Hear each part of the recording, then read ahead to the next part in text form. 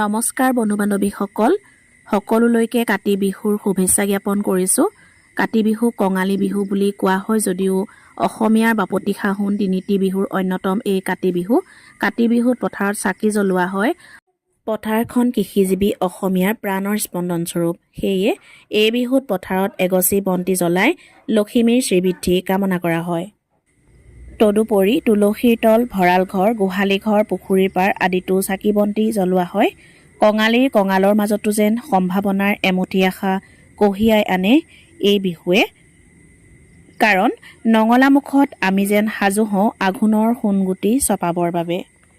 গতিকে পৰম্পৰাগতভাৱে প্ৰতিজন অসমীয়াই প্ৰাণৰ উমেৰে এই বিহু পালন কৰি আহিছে আৰু ভৱিষ্যতলৈও পালন কৰি থাকিব। পুনৰবাৰ মই সকলোলৈকে অসমীয়াৰ বাপতিসাহোন কঙালী বিহুৰ আন্তৰিক শুভেচ্ছা জ্ঞাপন কৰিলোঁ।